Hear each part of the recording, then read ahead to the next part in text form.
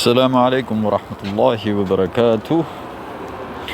Right now, we will be speaking about Al-Fatiha. Some reverts, when they accept Islam, they find it very difficult to read Al-Fatiha in the prayer, and it can become a real issue for many of them.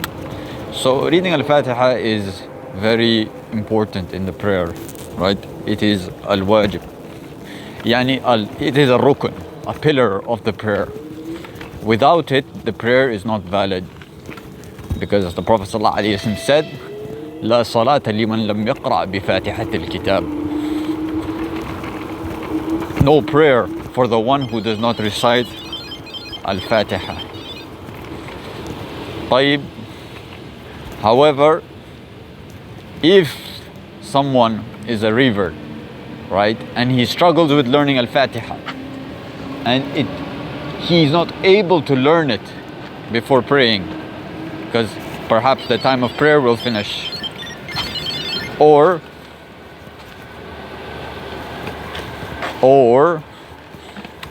he is a born Muslim, but he is not able to learn it. That's also possible. So when I say revert, I mean, mostly the reason I say reverts is because they mainly have this problem. They mainly face such issues. So if a person is not able to recite the Fatiha in prayer, then he may recite other verses of the Quran instead of Al-Fatiha. However, if he's able to recite some of the verses of Al-Fatiha, then he should recite them. And the number of verses a man or a woman should recite when praying is the same number of verses in Al-Fatiha, which are 7.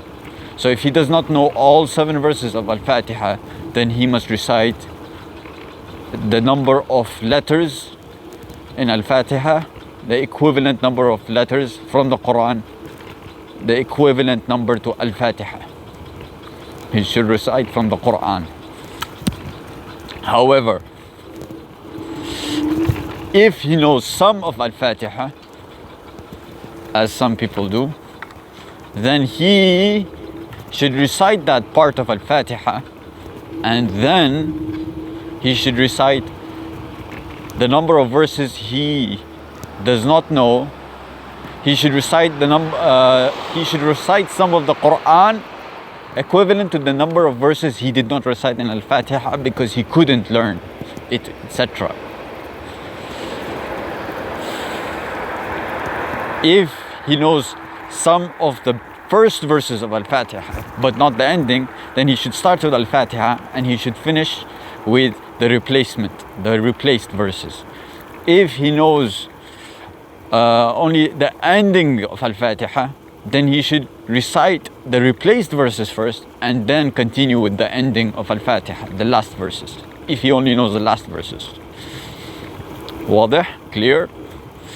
And one more thing, if he does not know any verses from the Quran either, like 7 verses, etc., or the equivalent number of letters, then he should recite dua or dhikr instead in Arabic.